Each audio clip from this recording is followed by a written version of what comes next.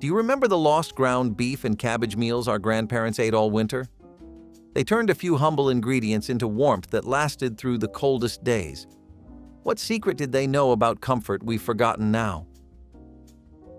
Cabbage roll casserole was born from necessity, a way to capture all the comfort of stuffed cabbage without the time or patience it demanded. Housewives layered shredded cabbage with ground beef, rice, and tomato sauce in deep enamel pans, letting it bake slowly until the flavors melted together. The cabbage softened, the rice swelled, and the beef seasoned everything with richness far beyond its cost. The scent filled the home. Sweet cabbage, tangy tomato, and that unmistakable warmth of food meant to last for days. It was a dish of resourcefulness, created by people who could turn a single pound of meat into something that fed six. Served steaming from the oven, it carried both nourishment and pride. Every spoonful tasted like a small victory over scarcity, like love stretched thin but still holding strong. In many homes, it was Sunday dinner and Monday lunch, its flavor deepening with each reheating. Though forgotten by most modern tables, cabbage roll casserole once stood as proof that a little imagination and a lot of care could transform thrift into comfort. Depression-era cabbage soup was survival in a pot. It began with water, not stock, and whatever scraps the week had left behind. A ham bone, a heel of onion, a wilted carrot. Cabbage went in by the handful, sliced thin to cook down soft, its sweetness turning broth into something more than it was. Ground beef or sausage might stretch across several meals, browned just enough to flavor the pot before being set aside for tomorrow.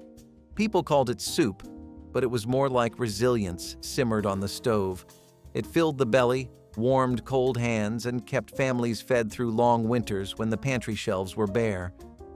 The taste was humble, peppery, cabbage sweet, sometimes smoky if luck allowed, and yet no one complained.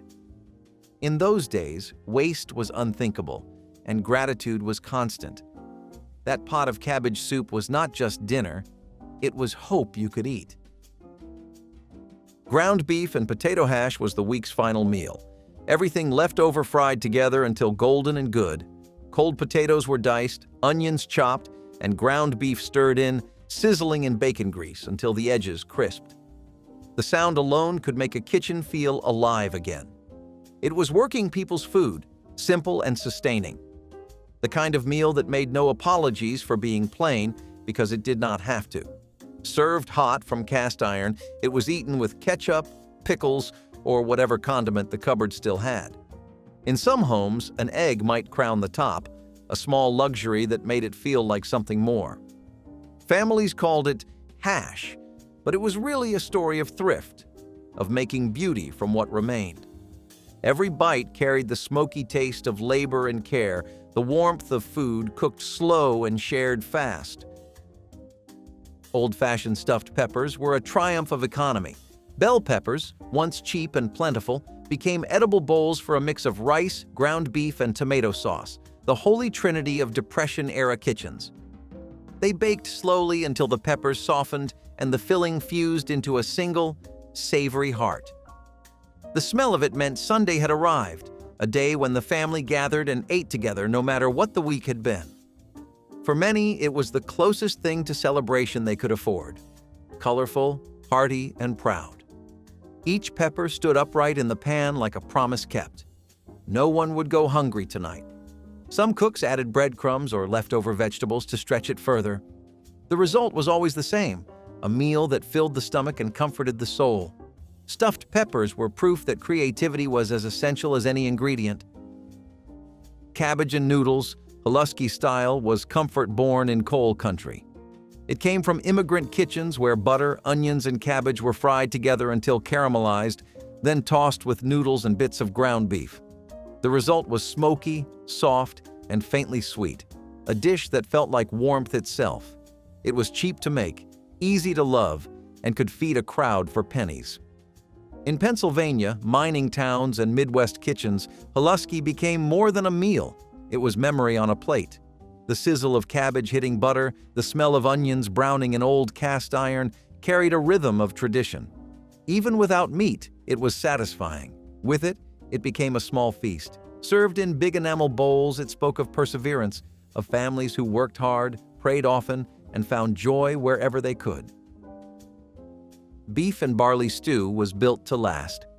One pot, one slow flame, and enough time to let the world outside freeze while the inside stayed warm. Ground beef browned first, then onions, carrots, barley, and water joined in. Nothing fancy, everything needed.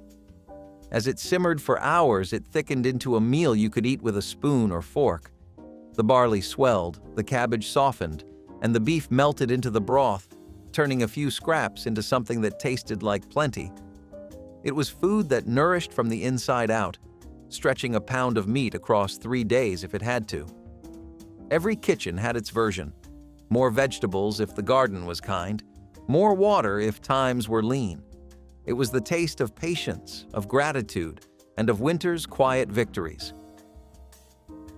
Cabbage and tomato skillet was what you made when there was nothing left to make. Ground beef, shredded cabbage, canned tomatoes, and onion, fried together until the house smelled like survival. It was not elegant, but it was honest. Every spoonful delivered the bite of pepper and the sweetness of cooked-down cabbage, proof that even a few cheap ingredients could become a family's dinner. This was the food of mill towns, tenant farms, and one-room apartments where every penny mattered. It cooked fast, served plenty, and left almost nothing to clean up. A working mother's blessing. The color alone was cheerful, red and green against the gray of winter. And though no one wrote down the recipe, everyone remembered it. The cabbage and tomato skillet was not about perfection, it was about endurance, the kind that fed both hunger and hope. Cabbage and rice bake was an act of comfort disguised as frugality. Leftover rice met cabbage and beef in a casserole dish, topped with breadcrumbs or a drizzle of milk to keep it moist. It baked until tender, the top golden, the smell rich and homey. This dish was how families turned scarcity into satisfaction. It filled bellies without emptying wallets, and its leftovers reheated even better the next day. Many cooks flavored it with paprika, garlic, or tomato, each one adding their own touch of love. The rice made it stretch further, the cabbage made it wholesome, the beef made it feel complete. Served in deep scoops with bread and butter, it was more than a meal. It was reassurance that even hard times could taste good. In quiet kitchens across America, cabbage and rice bake became the taste of perseverance made edible.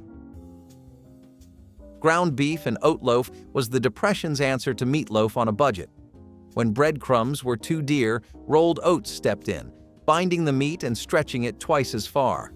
Mixed with egg, onion, and a thin smear of tomato, it baked into a dense, hearty loaf that filled the kitchen with warmth. Each slice was firm and chewy, rich with the taste of hard work and determination. Served with mashed potatoes or a spoon of gravy, it gave families a sense of dignity. Real food, real effort, no waste. It was a meal of quiet pride, the kind that reminded people they could make do and still make something good. Even cold the next day, it tasted like comfort, its edges slightly sweet from the caramelized glaze. In every crumb was the story of making a little go a long way, and doing it with grace. Cabbage and sausage stew was winter's answer to hunger. In homes where meat was precious, a single sausage could flavor an entire pot. Cabbage, onion, and potato took up the rest, slow-cooked until they soaked in every drop of smoky richness. The broth was peppery, the smell both humble and hearty. Served in thick bowls with bread, it was the kind of meal that made the world seem softer for a little while. This dish crossed cultures, found in Polish, German, and African American kitchens alike, each with its own rhythm and seasoning.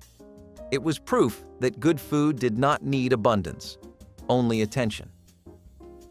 The stew tasted better the next day, its flavors deepening as the cabbage gave up its sweetness. It was the kind of meal that asked for nothing but gave everything: warmth, comfort, and the quiet assurance that spring would come again. Cabbage and dumpling pot was a meal that filled both stomachs and hearts when little else could. It started with a pot of broth, sometimes made from beef bones, sometimes just salted water.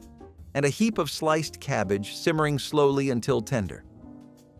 Then came the dumplings, spoonfuls of soft flour dough dropped directly into the bubbling pot. They puffed up as they cooked, absorbing the savory flavor of the broth and the sweetness of the cabbage. The result was a meal thick and comforting enough to feed a family through the coldest night. It smelled like home and patience, like something that had taken time even when there was not much to spare. No one went hungry around that pot, and even the simplest ingredients tasted rich when shared with love. It was the kind of food that made silence at the table feel like gratitude. Ground beef and turnip hash was born in farmhouse kitchens, where turnips were as plentiful as potatoes and just as important. When meat was scarce, women would dice the turnips fine, brown them with onions, and stir in a bit of ground beef for flavor. The turnips softened but kept a slight bite, their peppery taste blending beautifully with the savory meat. Everything cooked together in a skillet until golden and fragrant. It was the taste of thrift, of stretching what the land gave until it lasted through winter. Served hot with a fried egg or a slice of bread, it was a meal that required little but gave plenty. Farmers came in from the fields to eat it, grateful for its warmth and weight. It was not fancy, but it carried the flavor of resilience, the reminder that the simplest foods are often the most honest. Cabbage and apple skillet was the unexpected pairing that somehow made perfect sense. Sliced apples softened alongside shreds of cabbage in a cast-iron pan, their sweetness blending with a touch of vinegar and the salt of whatever meat was available, often bacon ends or bits of beef. The result was a balance of tart and savory, sweet and smoky. It filled the home with a smell both sharp and comforting, like the promise of something good on a lean day. This dish belonged to families who used what they had, turning orchard fruit and garden cabbage into something memorable. Served alongside bread or potatoes, it brought a little color and cheer to the gray months of winter. Cabbage and apple skillet was not just food. It was proof that frugality could still taste like care, and that even hardship had room for warmth. Mock chop suey was America's humble imitation of faraway flavors. In small-town kitchens, especially across the Midwest, families used ground beef, cabbage, celery, and onions to create something exotic without straying from local ingredients.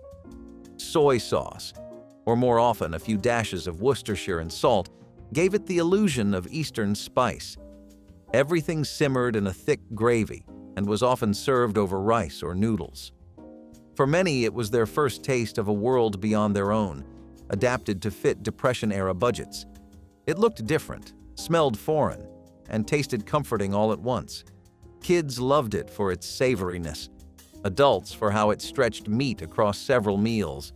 Though it began as imitation, mock chop suey became its own tradition, a dish that proved you did not need authenticity to find connection, just creativity and a good skillet.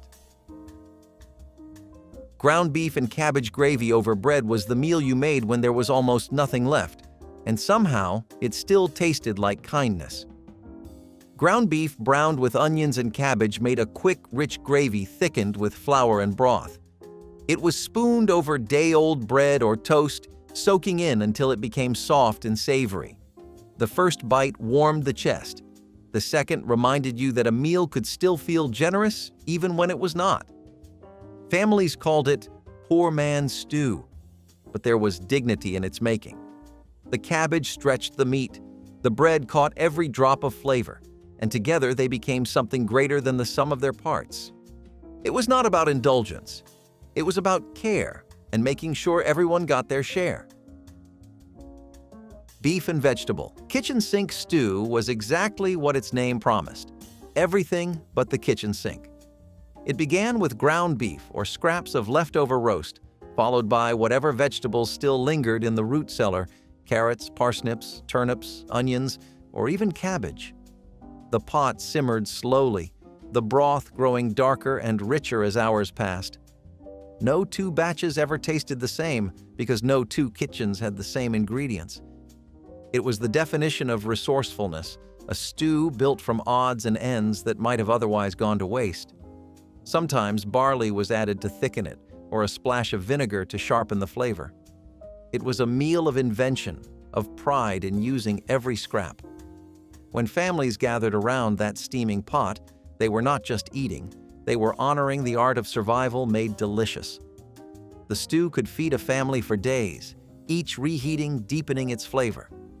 It was never fancy, but it was deeply personal, a record of what the week had been and what was left to carry forward. Every spoonful told a quiet story of thrift, care, and endurance, reminding those who ate it that home was not measured by plenty, but by how you made do with what you had.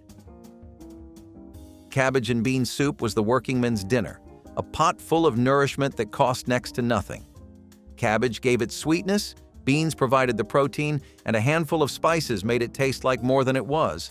Some used white beans, others used pintos or lentils, whatever they had in their pantry. Everything simmered together until the beans were tender and the cabbage silky soft. The result was thick and hearty, perfect for dipping bread or biscuits. It was food that did not apologize for being simple because it had no reason to.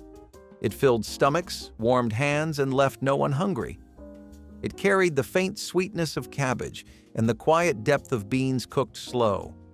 For many families, this was the meal that saw them through the hardest winters, proof that comfort did not have to be costly.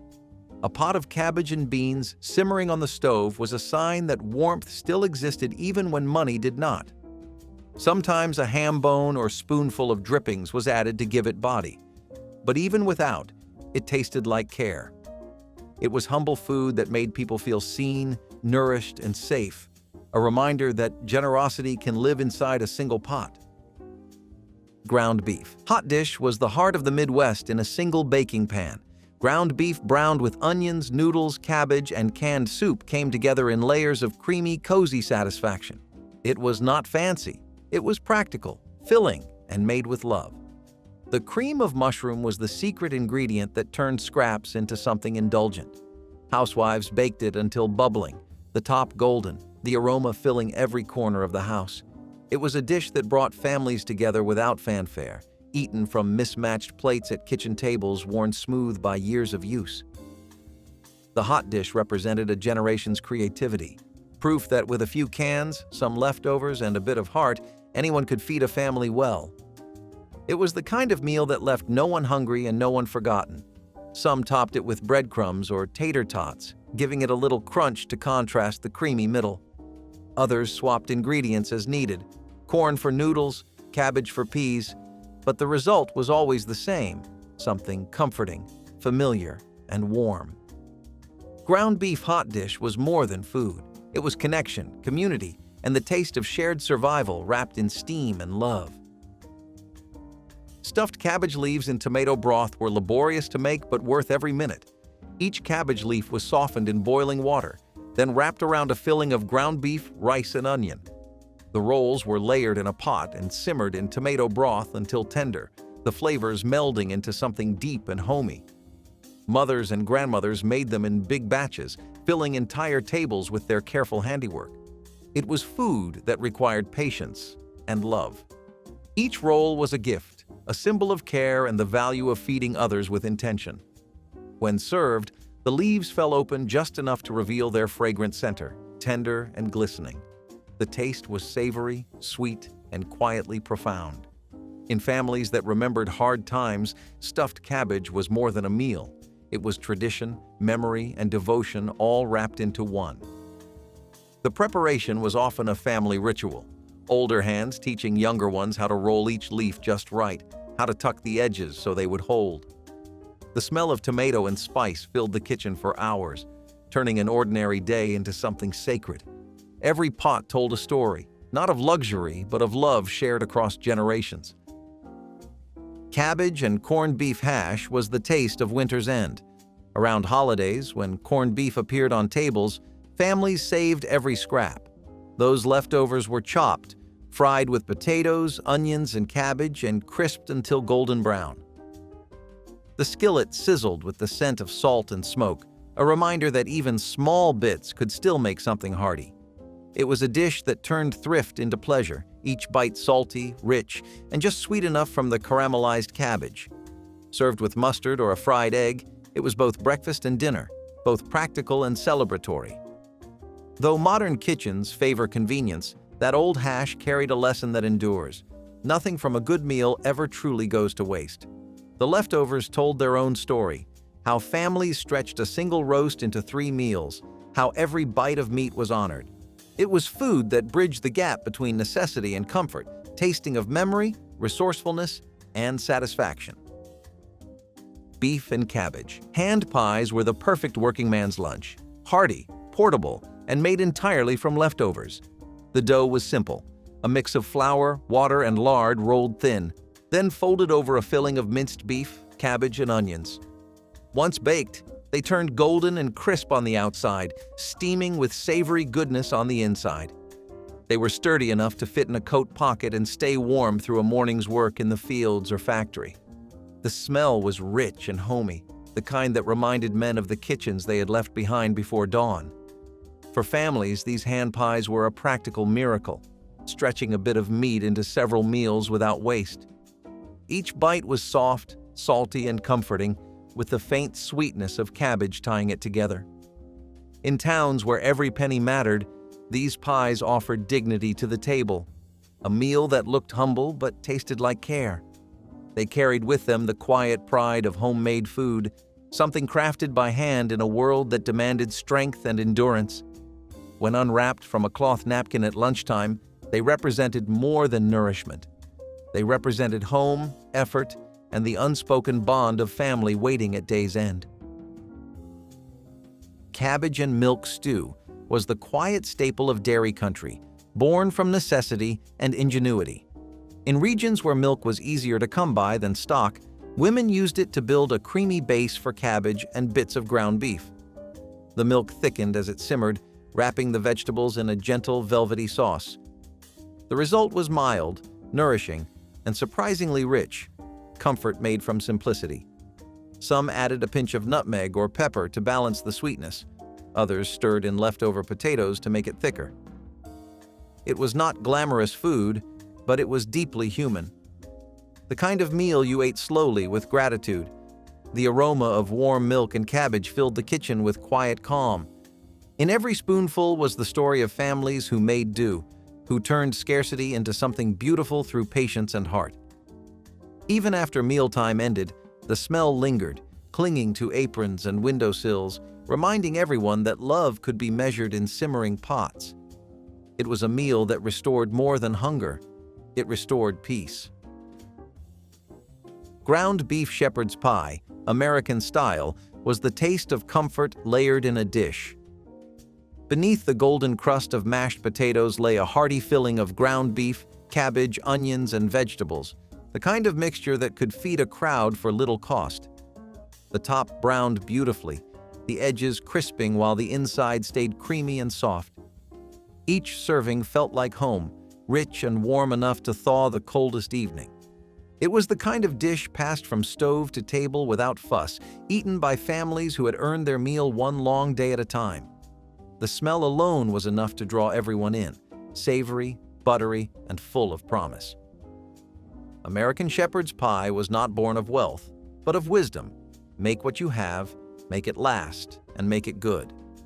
Families would often top it with whatever mash was available, potatoes, turnips, or a mix of both, making every version unique. It was a dish that proved comfort could be built from layers of patience and practicality, turning hardship into something that felt like abundance. Cabbage and tomato rice soup was humble but radiant, its color alone enough to brighten a dim winter day. A pot of it simmered on many stoves through the 1930s and 1940s, its ingredients simple: cabbage, rice, tomatoes, and maybe a handful of ground beef if fortune allowed.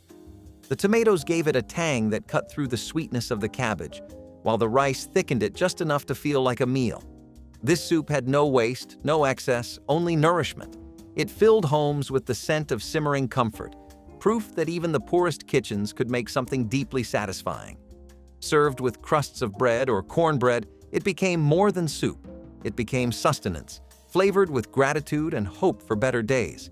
Some cooks added a splash of vinegar or sugar to balance the taste, a small touch that gave it life. It was a meal that warmed the body and soothed the soul, a reminder that contentment often came bubbling in the simplest of pots. Ground beef and cabbage fritters were a Depression-era innovation that transformed scraps into something golden and crisp. Ground beef was mixed with shredded cabbage, a bit of flour, and eggs, then fried in shallow fat until puffed and browned. They sizzled in the pan, their edges crackling as the aroma filled the kitchen. Eaten hot, they had a tender inside and a satisfying crunch outside. Comfort disguised as thrift. Sometimes served with a dollop of mustard or a spoonful of gravy, they made a modest meal feel special.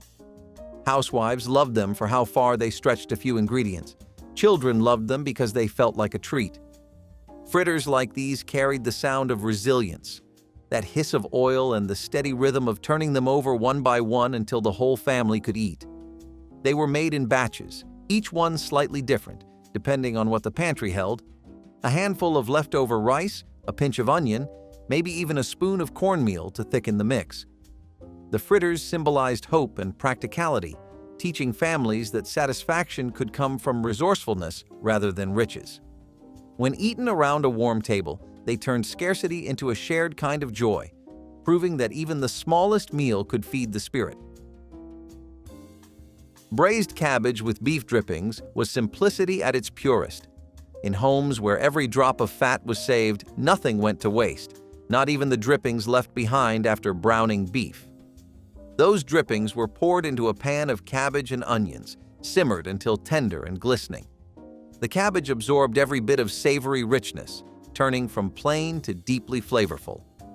It was a dish that looked like almost nothing but tasted like something grand. Paired with bread or potatoes, it could stand as a meal on its own. The flavor was smoky, salty, and comforting. Proof that flavor did not come from abundance, but from care. Families who grew up on it still remembered the smell, the sizzle, the sweetness, the quiet satisfaction of making the most out of little. Sometimes the drippings were mixed with a splash of vinegar or a spoonful of sugar to balance the flavors, creating a depth that tasted almost luxurious. This was cooking without waste, a form of love written in grease-stained aprons and well-worn pans. It taught generations that good food did not depend on what you had, but on how you treated it. Ground beef and hominy stew was a blend of necessity and creativity, especially in the American South and Midwest. Hominy, canned or dried corn kernels puffed by lime water, stood in for pasta or rice when neither could be spared. Mixed with ground beef, onions, and a few tomatoes or chili powder, it became a stew both hearty and humble. The texture was unique, chewy, thick, and full of warmth. It was filling enough to feed many mouths and simple enough to make on any night of the week.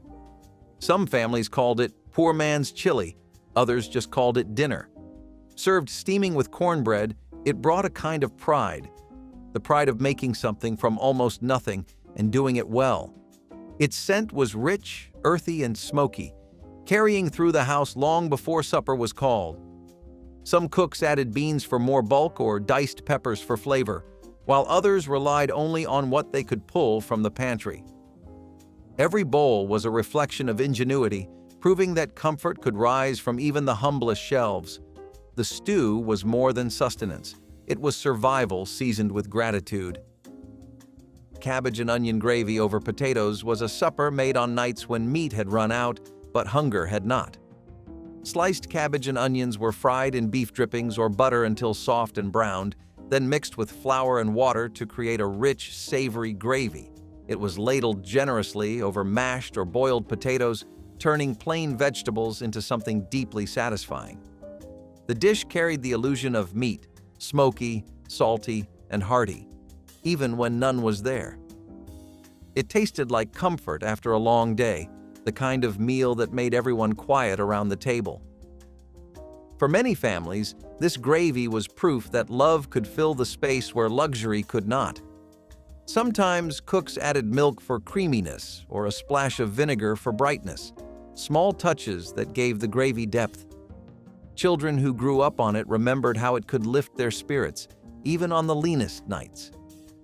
It was food that soothed more than it impressed, proof that nourishment was as much about care as it was about ingredients. In every spoonful was the lesson that contentment could be found in the simplest of meals.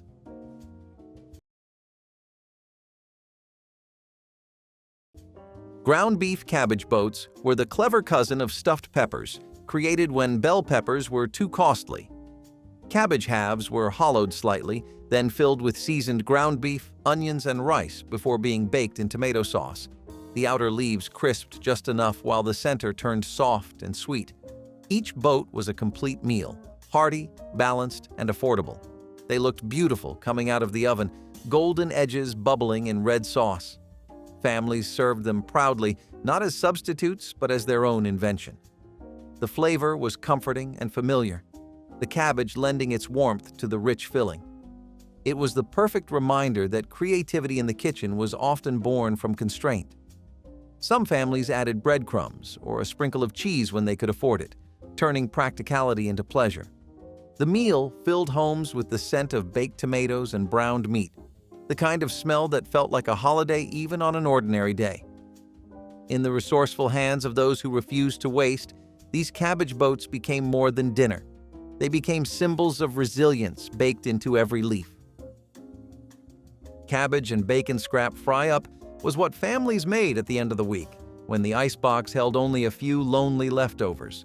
Cabbage was sliced thin and fried in a cast-iron skillet with bacon grease and whatever scraps of beef or vegetables remained. The sound of sizzling fat and the smell of smoke filled the kitchen, making something from nearly nothing. It cooked fast, fed plenty, and left everyone satisfied. Some poured a splash of vinegar for brightness, others added a spoonful of sugar for balance. There were no exact recipes, only instinct and memory guiding the hand that stirred. The fry-up was a celebration of thrift, of using every last bit of what you had.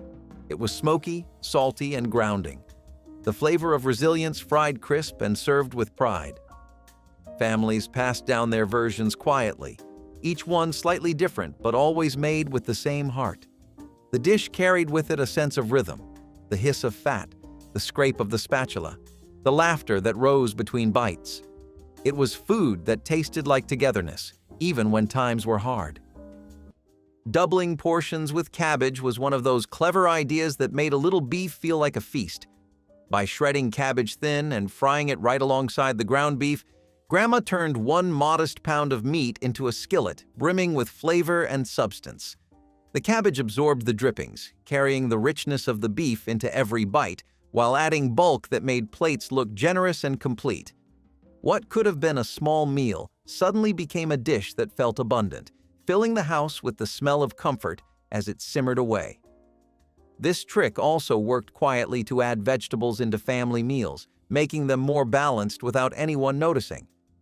For children, it was simply dinner, but for adults, it was a careful solution to tight budgets. The sizzling pan of beef and cabbage often became the centerpiece of the table, warm and steaming with pride. Even today, beef and cabbage together carry a sense of hominess, proving that resourcefulness was just as powerful as extravagance when it came to feeding a family well. Ground beef and peanut butter stew sounds like a dare, but it was actually a smart Depression-era solution that made a quiet return during the 1960s. You browned ground beef with onions, added canned tomatoes, and stirred in a big spoonful of peanut butter. That was it. Somehow, it worked. The peanut butter melted into the stew, giving it a nutty richness and silky texture that made it taste like something much fancier. You could serve it over rice or eat it with bread. Either way, it was filling, affordable, and shockingly good. It came from the tradition of using pantry staples to bulk up basic meals, especially when meat was scarce. Peanut butter added protein, calories, and a hint of sweetness that made the tomato stew feel like something more. Some recipes added beans or chili powder, others kept it simple. This stew was rarely written in official cookbooks. It was passed down through word of mouth or scribbled in the back pages of community newsletters. But for those who remembered it, it was unforgettable. It was the kind of recipe that taught you how to be bold, even in a tiny kitchen. Fish wrapped in leaves and steamed over coals was a method so simple and brilliant that it feels almost sacred now.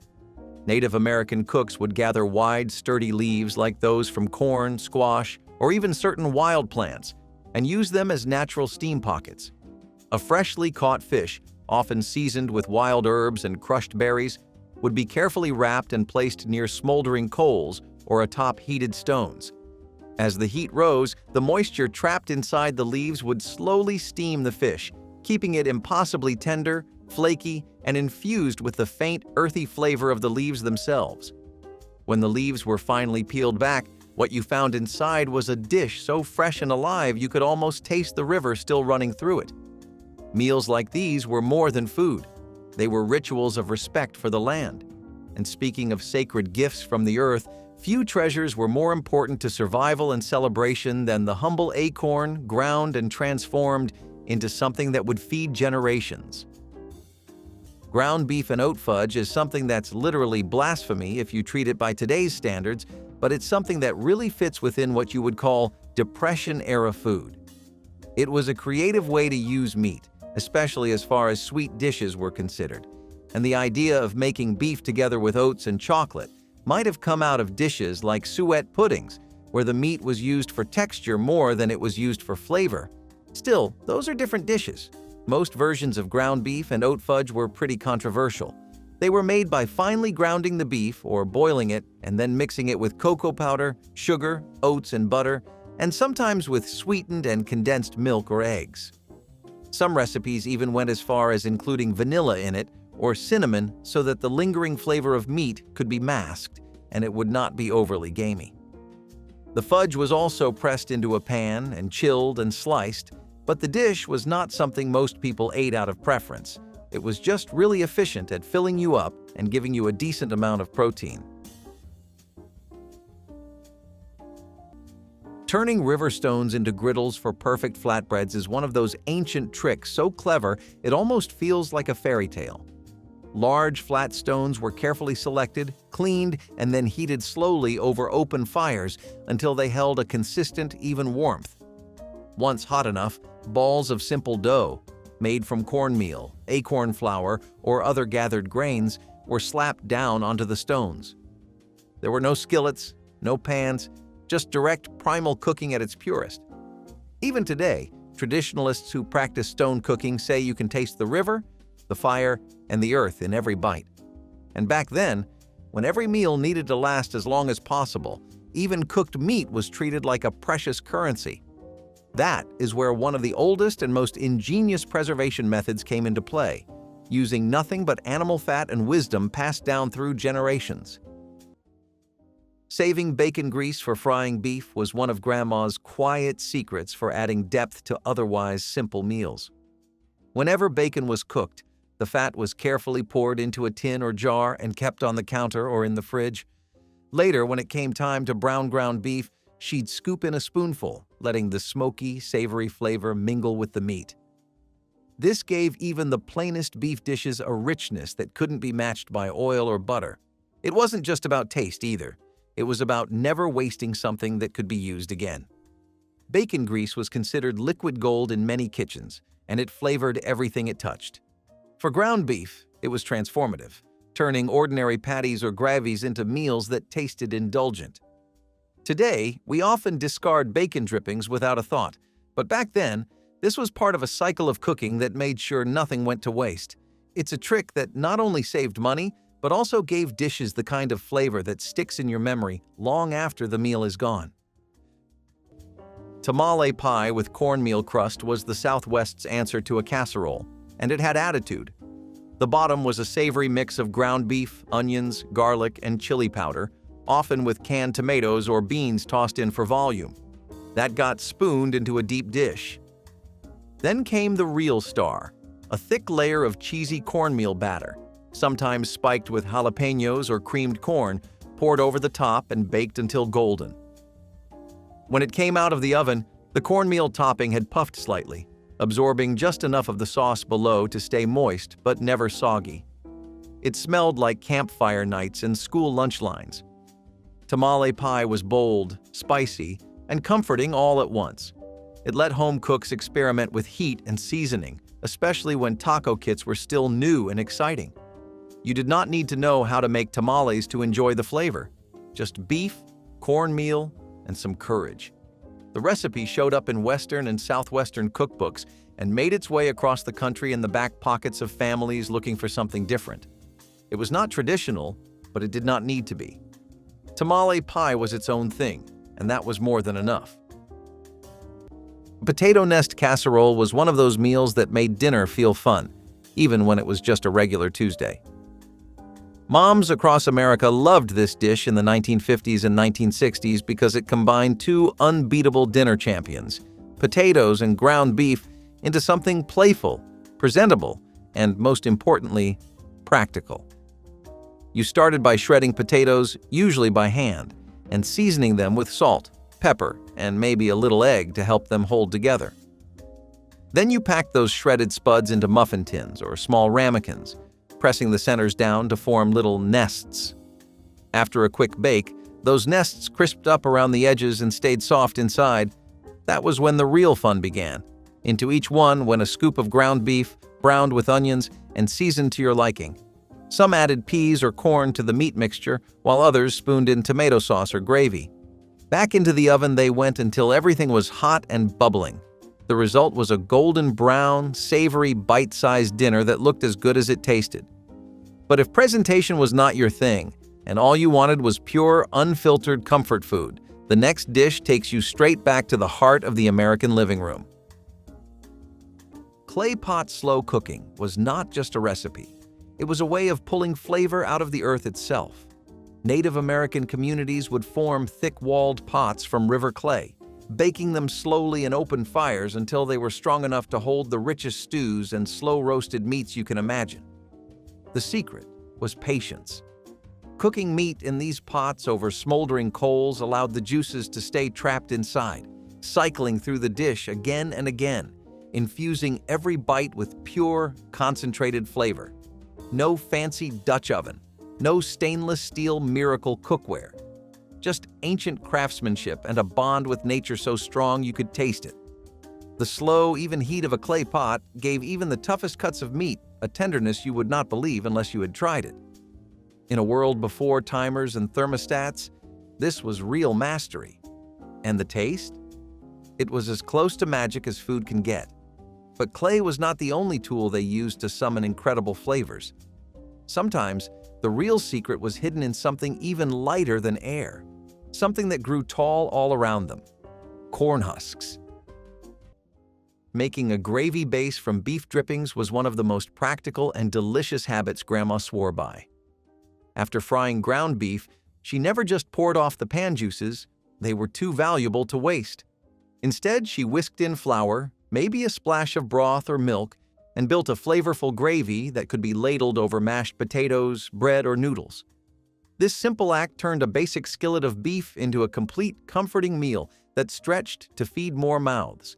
It gave dinners depth and warmth, making even small portions feel satisfying. Families relied on this trick not only because it saved money, but because it created flavor from what others might have discarded. The aroma of that sizzling gravy filled kitchens and promised a meal that was both hearty and resourceful. These days, we're often told to drain and discard fat for health reasons, but back then, every drop was an opportunity. That was the beauty of Grandma's cooking, knowing how to turn scraps into something rich, flavorful, and worth remembering long after the plates were cleared. Beefy rice-stuffed peppers were one of the more colorful dishes to come out of budget cooking. Bright bell peppers were hollowed out and filled with a mixture of cooked white rice, browned ground beef, diced onions, and canned tomato sauce. Everything got packed tight and placed upright in a baking dish, then simmered slowly in tomato broth until the peppers turned soft and sweet. It was a one-pan miracle that looked fancier than it actually was. Before wild rice and quinoa became household staples, plain white rice was the backbone of most dinner tables. It made the meat stretch farther and absorbed all the flavor. These stuffed peppers were part comfort, part presentation, and part good housekeeping. They made use of odds and ends from the fridge and felt like something you could serve to guests or just eat cold the next day. Sometimes they were topped with breadcrumbs or cheese. Sometimes they were plain.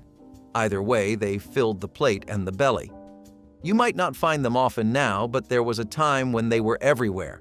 From potlucks to picnics, from lunch boxes to leftover nights, they were flavorful, practical, and proud of being a little bit extra. Beef and cornbread. Tamale pie was a hug from the Southwest, baked golden brown in a casserole dish. This one dated all the way back to the 1940s, when resourcefulness met regional flavor. Ground beef was the heart of it, cooked down with onions, garlic, and sometimes diced green chilies or sweet corn. Tomato paste or enchilada sauce brought the whole mixture together into something tangy, rich, and unmistakably bold. But the real showstopper was the topping, a thick layer of cornbread batter poured over the beef and baked until it puffed up like a golden crown. It was budget-friendly, filling, and packed enough punch to wake up even the sleepiest of taste buds. Families across the American Southwest and far beyond served it up with a dollop of sour cream and maybe a little salsa on the side. But if you are someone who loves the flavor of stuffed peppers but hates all the prep, the next dish was a skillet solution that changed the game. Burying food underground for natural refrigeration was one of the quiet, genius moves that let Native American families survive through blistering summers and brutal winters alike. It sounds almost too simple now, but when done right, it was remarkably effective. By digging deep, shaded pits and lining them with grass, bark, or even cool stones, they created natural refrigerators that could keep vegetables crisp, fruits fresh, and even meat safer than leaving it above ground. There was an art to it, a dance with the seasons and the soil that few today remember. But the wisdom of making the earth itself your storage partner never truly faded. And when long journeys or harsh winters loomed ahead, native chefs had another brilliant solution for keeping their people nourished on the move, mixing wild berries, nuts, and hidden energy into one of history's first real trail mixes. Layering beef under mashed potatoes was one of those comforting tricks that turned scraps into something special. If there were bits of ground beef left from dinner, Grandma didn't discard them. She layered them into a dish and covered them with fluffy mashed potatoes. Baked in the oven, it transformed into a hearty shepherd's pie that felt like a whole new meal. This trick gave leftovers a second life, while also ensuring that no one left the table hungry. The contrast between the savory beef and creamy potatoes made it a family favorite, even if it began as scraps.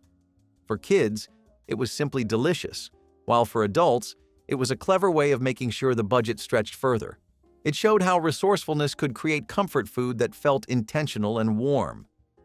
Today, shepherd's pie is still enjoyed, but its origins as a thrifty leftover dish are often forgotten. Back then, it wasn't about style or trend, it was about making the most out of what you had. That practical mindset turned simple ingredients into meals that carried meaning, and that's why dishes like these linger in memory long after they leave the table. Cowboy pie was rough and hearty. Ground beef, baked beans, and a biscuit topping that crisped up in the oven just enough to hold everything together. There were no cowboys involved, but it felt like something a hungry ranch hand would love. It was warm, it was messy, and it filled you right up. The base was usually ground beef cooked down with onions and sometimes a little barbecue sauce or ketchup, then a layer of baked beans, canned of course, and a topping of drop biscuits or biscuit dough from a box. When it came out of the oven, it was golden and bubbling and maybe a little lopsided. No one cared. It was dependable. You served it with a spoon straight from the pan and hoped there was enough left for seconds. The kind you made when the pantry was running low but dinner still had to happen. And somehow, it always hit the spot. TV dinner. Salisbury steak was more than just a frozen tray. It was a weeknight ritual, a microwave miracle, and a classic in its own right. But long before it became a staple of the television tray lifestyle, there was the homemade version, and let us just say, it was something special. This dish was a blend of ground beef, breadcrumbs, egg, and onion, all shaped into thick oval patties that mimicked the feel of a fancy steak. Then came the gravy, rich, dark, and loaded with caramelized onions. Some families added mushrooms, others swore by a spoonful of ketchup or Worcestershire to deepen the flavor. The patties simmered in that sauce until they were melt-in-your-mouth tender. Served alongside buttery mashed potatoes and canned peas, It was the kind of meal that made you want to pull up a seat in front of the old tube set and settle in for the evening. Even when frozen dinners became the norm, there was something about homemade Salisbury steak that just hit differently. But if you wanted something with a southwestern soul and a little cornbread crunch, the next recipe is a true casserole classic that still holds its ground. Making stock with beef bones and scraps was a habit rooted in a no-waste philosophy that defined Grandma's cooking. Whenever bones or trimmings were left behind, they weren't discarded. They went into a pot with water, vegetables, and seasonings. Slowly simmered, they produced a rich, flavorful broth that became the base for soups, stews, or gravies. This was how every part of the animal was respected and used to its fullest. The stock added depth to meals, turning simple ingredients into something layered and comforting. Families may not have realized it at the time, but that broth was what gave soups their soul. It was economical too, as it stretched meals further without requiring new ingredients. Today, many people buy boxed stock, but the homemade version was a staple of kitchens that couldn't afford waste. It carried the aroma of patience, filling the house with warmth while it simmered away. The act of making stock wasn't just thrifty, it was symbolic of a time when resourcefulness shaped every meal. It ensured that nothing ever went unappreciated and that even scraps had the chance to bring nourishment and comfort back to the table. Beef and barley bake was what happened when you wanted stew without the soup. You took ground beef, cooked it with onions, carrots, and sometimes celery, then stirred in pearl barley and baked the whole thing until thick, golden, and aromatic. It was a dish that felt old, like something from your grandmother's farmhouse kitchen. And maybe it was. Barley has been around longer than most grains, and during the 1960s and 1970s, it was one of those ingredients that made a quiet comeback thanks to its price and nutrition.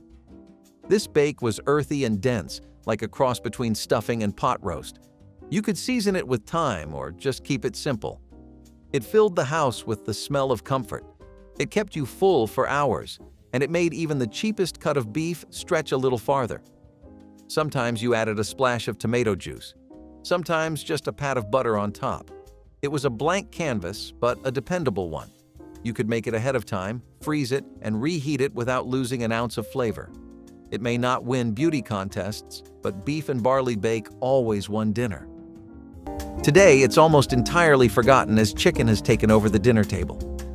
Jellied eels were a staple on the dinner table back in the 1900s. This dish was whipped up in London in the 18th century, when a bored chef decided to mix things up a bit. Here's the thing.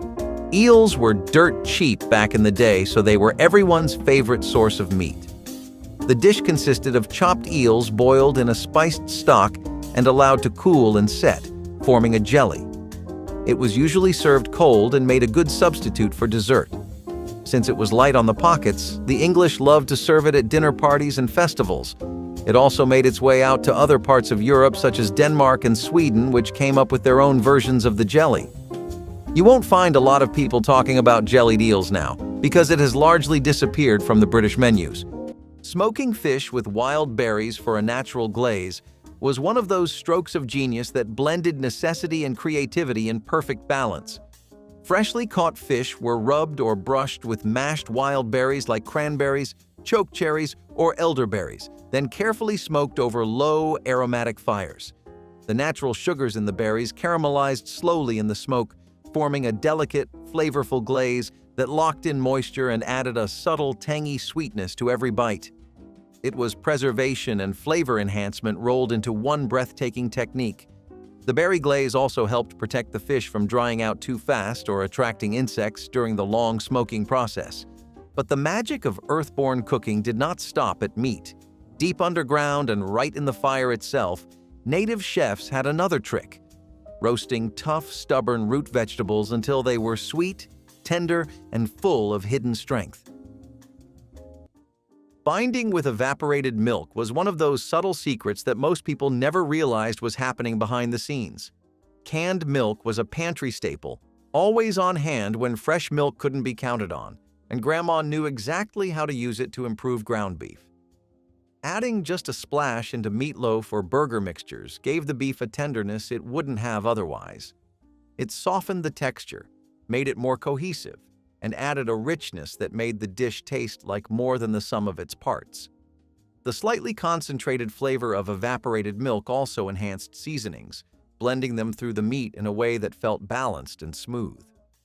For many households, it was an invisible step that made the difference between a dense, heavy loaf and one that cut easily and stayed moist.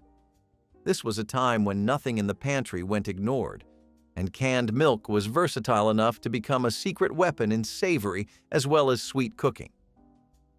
Today, we pass by evaporated milk without thinking, but in Grandma's kitchen, it was part of the quiet magic that made ground beef meals taste better than you remembered. Old-fashioned Johnny Marzetti was not just a dish, it was a whole era in one casserole. Ground beef, elbow macaroni, tomato sauce, and shredded cheese came together to make a meal that never failed to deliver.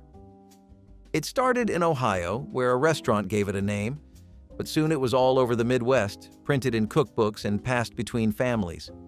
It was made in big metal pans, usually on Sundays or when relatives came over. You browned the beef, stirred in the cooked macaroni, added the sauce, canned or homemade, whatever was available, and topped the whole thing with cheese. Then you baked it until the top browned and bubbled. It was a dish that could sit on a counter for an hour and still be good. It fed a crowd, reheated like a dream, and always reminded you of some aunt or grandma who made it best. Johnny Marzetti was cheap, filling, and dependable. It was also quietly brilliant. With 1 pound of meat and a box of pasta, you had dinner for days. Some people added olives or mushrooms, others kept it plain. What mattered was that it showed up, and it always did. Texas hash was not born in a diner or dreamed up by a chef. It came from necessity, flavor, and the magic of one-pan cooking. This dish was a lifesaver in kitchens during the 1960s and 1970s, especially when money was tight but taste still mattered. It started in a skillet, like most good things do. Ground beef hit the pan, followed by chopped onions and bell peppers. As everything sizzled and softened, in went the tomatoes, sometimes fresh, sometimes canned, and a scoop of cooked rice. Chili powder or a few dashes of hot sauce gave it a warm Tex-Mex flair without pushing into full-on heat. It was hearty, filling, and endlessly flexible. Some families added corn or black beans. No wonder it stayed in rotation for decades. But if Texas hash was the rebellious teen of ground beef meals, the next dish was pure whimsy, because what could possibly go wrong with meat and mashed potatoes shaped like a bird's nest? Spicing meat with wild juniper and sage instead of store-bought seasonings was a mark of true culinary craftsmanship long before organic became a buzzword. Juniper berries with their sharp piney taste and sage leaves with their deep, smoky aroma were easy to find across wide swaths of native lands, and together they created one of the oldest and most unforgettable flavor combinations known to man. Hunters would rub juniper directly onto fresh meat before roasting it over fires, allowing the resins to seep into the flesh and protect it from bacteria while infusing it with mouth-watering flavor. Sage was burned, brewed, and crushed into spice blends that transformed even the toughest game meats into savory, aromatic feasts. And just when you think seasoning meat could not get any more poetic, native chefs took it one step further, discovering a way to use wild berries not just as food, but as a way to glaze and preserve fish in the most mouth-watering way imaginable. Cabbage and beef layer bake was what happened when stuffed cabbage rolls felt like too much effort. Instead of rolling individual leaves, you just chopped the cabbage, browned the beef, and layered everything like a lazy lasagna. Then you poured over tomato sauce and baked it until the whole thing melted into itself. It was tangy, savory, and just the right amount of messy. The breadcrumbs on top gave it crunch, while the cabbage softened underneath like a blanket. This was old country cooking, without the fuss. You could stretch 1 pound of ground beef with half a head of cabbage and still feed 6 people. No special tools, no exotic spices, just tomato, meat, cabbage, and thyme. This bake was especially popular in towns with strong Polish or Russian immigrant roots. It showed up at potlucks, family gatherings, and Tuesday night dinners that needed to be warm and reliable. Sometimes it had rice mixed in, sometimes it had cheese, Either way, it filled the house with a smell that felt like home. You did not need to plate it pretty, just scoop it, serve it, and eat. Pre-browning beef before casseroles was one of those small steps that changed the entire character of a dish. Grandma knew that tossing raw beef straight into a bake would leave it greasy, uneven, and heavy. By frying it first, carefully draining the fat, and sometimes seasoning it in the skillet, she created a clean, flavorful base. This simple act gave casseroles a deeper, richer taste, while also keeping the texture balanced so the final dish wasn't soggy or mushy. When paired with pasta, rice, or vegetables, that first step of browning ensured harmony among all the ingredients. Families grew used to casseroles that were hearty but never overwhelming, because technique mattered as much as thrift. It showed that skill in cooking didn't have to be elaborate. It was about respecting each step. Today, many recipes still include this instruction, though people sometimes skip it, forgetting why it mattered.